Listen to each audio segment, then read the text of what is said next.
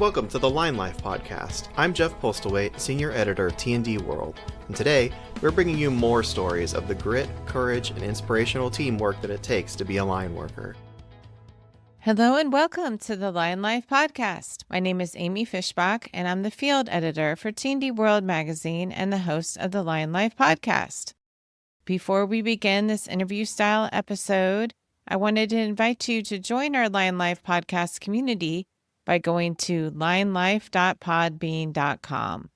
I drop new episodes every Friday with interview-style episodes on the first and third Fridays of each month, and narrated stories in our In Case You Missed It series on the second and fourth Fridays of each month. You can also follow the Line Life podcast in your favorite podcasting app. And if you have any suggestions for future podcast guests or comments on this episode, you can reach out to me at euoeditor@endeavorb2b.com or reach out to me on LinkedIn, Twitter, Facebook, or Instagram at Lineman World. Because we are airing this episode on the 4th of July, I wanted to wish a happy 4th to all the line workers out there and your families, especially our Line Life podcast listeners from the team at T&D World and the Line Life podcast. While I hope that you're relaxing at home today, I know there's been summer storms all over the country, and many of you may be out on the road responding to severe weather. For today's episode, we're going to shine the spotlight on the hardworking men and women who not only serve in the military, but also those who have chosen to give a life of service through the line trade. These opportunities can go both ways. For example, after serving in the U.S. military, veterans can then pursue a high-paying and rewarding job in the line trade. Oftentimes, the same qualities that make line workers good at their jobs also pertain to the military being successful in their careers. For example, they need to be persistent, hardworking, show up on time, follow directions, be responsible, get the job done, and be able to withstand a variety of extreme conditions. Another avenue is that line workers can join the reserves or active duty military through the U.S. Army's 249th Engineer Battalion, or Prime Power, to continue sharpening their skills in the power industry, serve our country, and in some cases travel either nationwide or globally to assist U.S. Army bases. My late father and grandfather were both in the service, with my dad serving in the U.S. Navy and my grandfather serving in the U.S. Army. And I'd like to celebrate those who are in active service. Over the time that we've been airing the Line Life podcast, we have also aired other episodes about the opportunities for line workers in the military, including veterans in the line trade. And then I also have a few interview-style episodes at linelife.podbean.com where you can hear some of the interview-style episodes and also audio stories about options for service in active duty and also the reserves for overhead or power distribution work through the 249th Engineer Battalion. The 249th Engineer Battalion, or Prime Power, is a power generation battalion assigned to the U.S. Army Corps of Engineers that provides commercial-level power to military units and federal relief organizations during full-spectrum operations. Additionally, the commander serves as the commandant of the U.S. Army Prime Power School, the institution responsible for the development of Army and Navy power generation specialists. The organization is charged with the rapid provision of Army generators to support worldwide requirements. The battalion consists of a headquarters and headquarters company, 4 Prime Power line companies, A, B, C, and D, and the Prime Power School. The Prime Power School graduates the Army's Prime Power Production Specialists, or MOS 12P, following a 1-year course that involves math, physics, engineering, and power plant operations and maintenance. Each line company has a headquarters and 4 to 6 platoons comprised of a warrant officer and 15 non-commissioned officers. The platoons are capable of setting up, operating, and repairing complete medium voltage power generation and distribution systems worldwide. Alpha Company, which consists of 4 power platoons, is located in Hawaii. Bravo Company is located in Fort Bragg, North Carolina. Charlie Company was activated in 2008 and is located in Fort Belvoir, Virginia.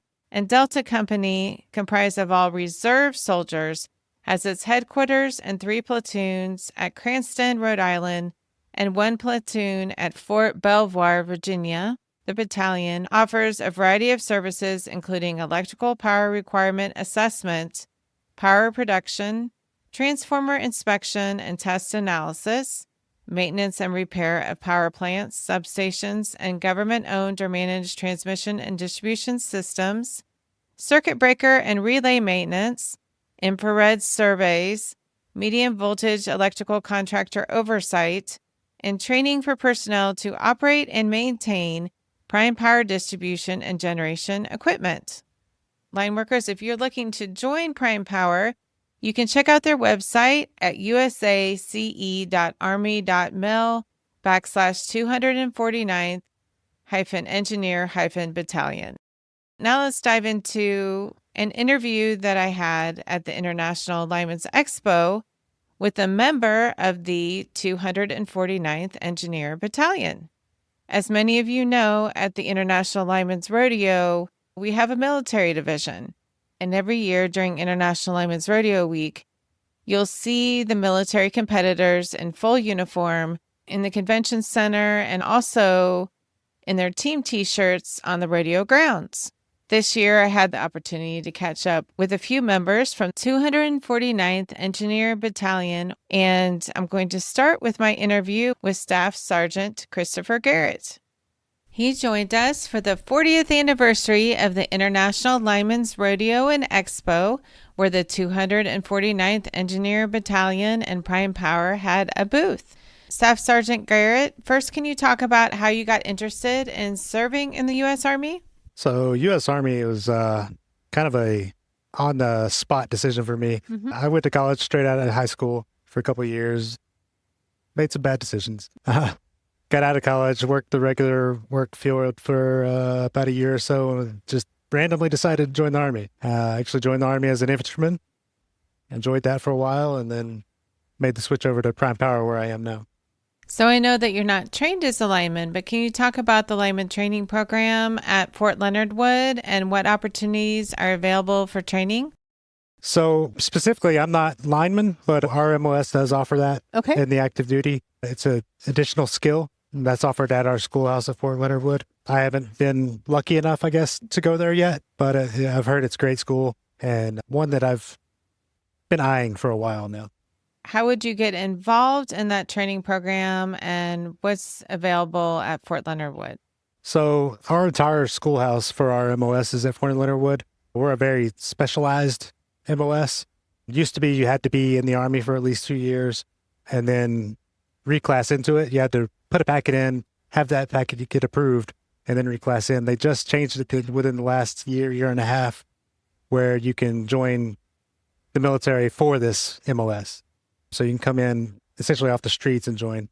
But yeah, our whole schoolhouse is there. It's a year-long schoolhouse, 4 months of what we call academics, which is a lot of college-type classes. And then we have our operators, which is hands-on, working on generators, working terminations on medium voltage cables, stuff like that. And then we go into our specialty, which we've broken up into mechanical for like the engines we work with within the generators, electrical for all things electrical, from whether it's inside the generator to distribution, stuff like that, a lot of testing. And then we have our iTechs, which is all small electronic stuff. So I understand you are active duty military. Have you been deployed overseas? And if so, how many times? Many times. Afghanistan twice. I did 6 months in Kuwait and a year in Saudi Arabia. Any special memories from those missions? And what did you do when you were over there? They're all a little different. My first two, I was in the infantry still. They were both Afghanistan. So I was actually out patrolling, doing what most people think of when they think of Army. Yes. And then when I went to Kuwait, we were kind of a support element. Okay. We were helping out with what we had called Task Force Safe, which is a lot of safety inspections on different buildings throughout the whole SITCOM area, which is, I don't remember the number of countries off the top of my head, but it's a lot of countries over there. Sure. And then we also help just provide any power support we can for that area. And then Saudi Arabia, we provided power to assets that I can't really talk about. Oh, no, I understand. Absolutely. But that was a whole different mindset. That was as a 12P, prime power. Okay. But yeah, they're all unique, all interesting. And where are you stationed out of right now? I'm stationed out of Fort Belvoir, where our battalion headquarters is. That's in just south of Washington, D.C. Oh, okay. Northern Virginia. And then talk about what brought you out to Kansas City for the International Lineman's Rodeo Week. So what brought me here is I did a lot of the planning to get our teams, our competitors here. That's great. And then just kind of manning our booth, trying to run a little bit of a recruiting effort, get more people into our field and get the word out there that we exist, because most of the Army don't even know we exist. We're that small. So what kind of qualities are you looking for in line workers to join Prime Power and the 249th Engineer Battalion? You got to be able to learn. Yeah. And you don't have to be smart. You got to be able to learn. Mm-hmm. You do have to have some background knowledge or some testing that you have to be able to pass. You have to have a certain GT score, which is got for the ASVAB when you go to join. And then just drive. Drive is a big one. If you don't have the drive, then there's not the potential. So if someone is already a journeyman line worker, do you think it would make more sense to go into the reserves then? If you're already a journeyman, it would be more beneficial to go reserves, because from what I understand, you can skip over the training we do at our schoolhouse because you're already trained. Mm-hmm. We're not going to teach a journeyman something they already know. Sure. They probably know more than some of the instructors there, Mm-hmm. From what I understand, they just got to go through basic training, and then they can go straight into our reserve company. If they want to come active duty, they have to go to the power generation side of things. Okay. And that's a whole different story.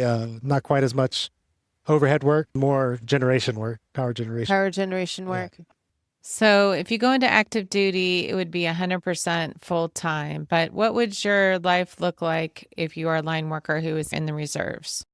It's typical reserves job. If you don't know about the reserves, it's 1 weekend a month, and then 2 weeks in a year. You have to do what they call annual training, and that's your commitment. There are other opportunities out there to do some specialized missions.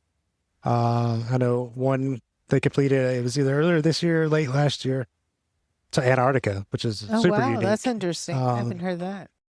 And they do a few other ones around Northeast, or a lot of military bases that ask for the help. And those are anywhere from, 3 or 4 days to a couple weeks. Okay. And those are more voluntary, I believe, than, hey, you're coming to do this. Yeah. Because it is the reserve side, you have that option.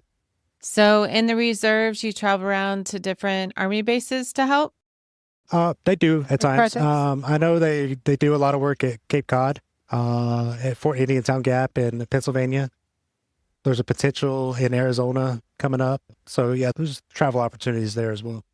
If you're a journeyman lineman, then you would probably do the reserves, or you could come in and do active duty if you wanted to specialize more in power generation. Is that correct? Yes, ma'am. Got it. And that's the route that you took then, is power generation? I was already in the Army, and it was just kind of I was looking for a way out of the infantry. I got a family. Yes. No, I understand that. Less time away from the family, more time at home is always a better route. And then the opportunities for me after I get out of the Army coming this route are just exponential.